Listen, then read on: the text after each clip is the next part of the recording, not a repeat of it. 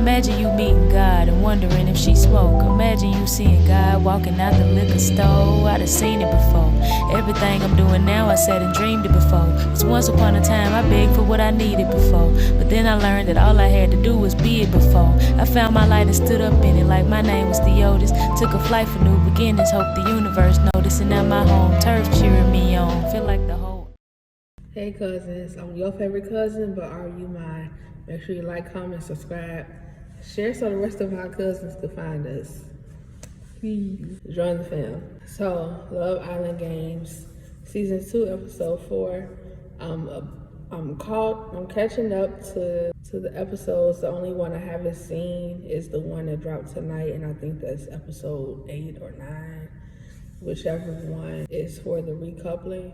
I didn't see that one, but I've watched up to that. I'm just trying to, and I did my notes. I'm just lagging with recording. Anyway, I'm trying to catch up on my work break. So let's get into it. Again, everything's all over the place, out of order, because I'm not going to go blow by blow. I'm just talking about what's important to me, things, the bombshell, the challenge, elimination, little things I noticed along the way to that, top moments, and then my favorite of the episode. So let's get into it. So Toby dropped in as a bombshell right before the challenge. He chose Andrea, and she is so fake mad that all the incoming guys keep choosing her. So because Toby chose her, Josh is now paired with Justine by default. So the challenge is called Playing the Field. That's where they dress up in football-like attire, and the guys help the women navigate the field, which is full of tires, and it's like 4 different colors for every round according to whatever couple. That's what the color of tires and their path is going to be. So the women have these jugs on their head. They have to get some colored water into it that matches their team color. So they got to get the water in the bucket on top of their head, balance it, and get to the goal post that's, again, the same color as their team color. And then pour the water from the jug into the goal post without spilling all of it.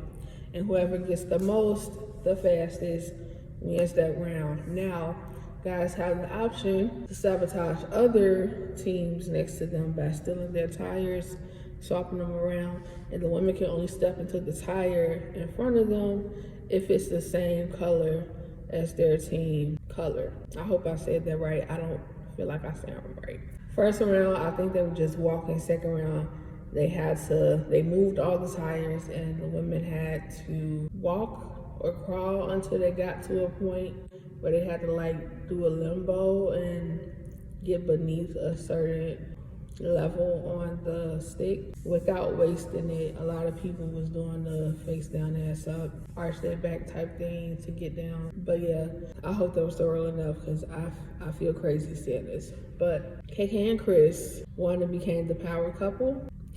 Side note, why it look like Nut was squirting all over the place? Who the fuck be putting together these challenges? Who be putting this shit together? Nasty. Anyway, as a power couple, you have the power to take a safe couple and make them vulnerable. They chose Solene and Mert to be vulnerable. And they ultimately got sent home after choosing to rely on America's vote instead of opening the elimination gift box that they chose. So their gift box if they would have chose to open the gift box instead of America's vote, they would have been safe, and Nicola and Isaiah would have gone home. Anyway, little things I noticed. Johnny keeps reminding Andreina that he's her knight in shining armor. He feels like Superman. He saved her. He really came through for her. He will not let this girl forget. And I'm tired of hearing about it. I feel like Chris is going to use the Tyreek and KK kiss as an excuse to not pursue her and hop on the Justine train. Some of my top moments for the episode is when Tyreek tells Chris that he kissed KK. Out of respect, he tells him this total bull. He had a plan. He said what his plan was, and he's following through with it. Like, that's bull. He said he wants to shake things up and cause trouble in paradise, and that's exactly what he's doing, being a saboteur. Then Chris is going around randomly telling whoever will listen that KK and Tyreek kissed. He's telling everybody. And my whole thing is you not thinking, because if it gets to a point where the villa has to vote, everybody's going to take into consideration that y'all are on shaky grounds because you keep running your mouth and everybody know that you're not content with her. They gonna think, well, she's building this connection with Tyreek and da da da da. So they might vote y'all out, this type of thing. You not thinking. You're supposed to present as a united front in front of everybody else. That's my whole thing when it comes to this game thing. So you're not being strategic socially. Another moment is Mert trying to feed Lucinda some oats after he asked if she liked blueberries. And he was like really trying to force it on her. And she was like, Mert, no, I don't want it. I don't know what it is about him and these damn oats, but get on my nerve. And he ain't even offered me none. I feel like he gave everybody the runs that second day where everybody got some. I feel like he gave everybody the runs. Garvey tells Kendall that she's a virgin. That was another big moment for me. Isaiah tells Nicola that he's not interested in her. Another big moment. Because I feel like producers are setting up a storyline for her, and that kind of got the ball rolling. Him saying he don't want her. Chris busted KK out because she wasn't rushing to let him know that she kissed Tyreek. When Tyreek was like, you steady getting people coming into the villa that you got history with. Like, how many gonna come in here that you got history with? And Andrina was like, well, I'm hot. What do you want me to say? Everybody wants me. That was a top moment. And after the challenge, when everybody was sitting around talking about how the challenge went, and Nicola was like, my juice was all over the floor.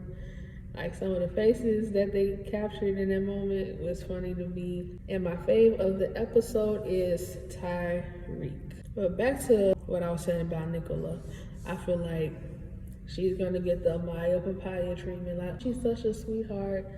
She has my vote.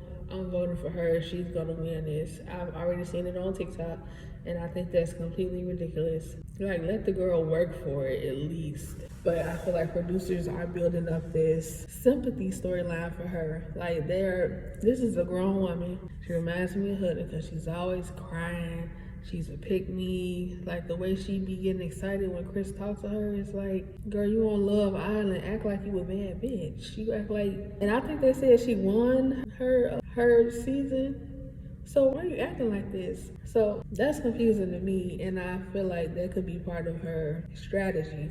And I see a lot of people saying, like, she don't go to other people crying, looking to seek, validation from them. But she know the cameras are watching her. She knows America is watching her. And at one point, I don't even know what episode it was in, but she was like, if the guys don't want me, y'all couple up with America. Like, this girl knows what she's doing. So the fact that she's running to the confessionals, crying and telling us what she's thinking and how it's woe is me, that is a strategy. She's going for the sympathy of it all, and y'all falling for it, eating it up like chocolate cake. I'm not falling for it. I see it for what it is, and I'm not liking it. But that's her strategy that she don't think nobody caught on to. But I see, sis. Anyway, drop down in the comments. Let me know what you think about the episode. Did I miss anything? What do you think about the stuff I brought up? So yeah, drop in the comments and I'll meet you there. So I forgot to mention how as Celine was leaving out the villa, as she was saying goodbye to KK, she said, you eliminated me, you dumb bitch, or something, you dumb bitch, which I did not like. That was very nice and nasty.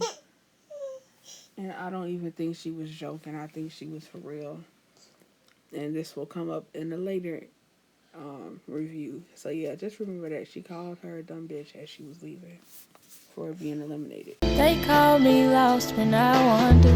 I go as far as I wanna go. Temptation try pull me under, but I won't.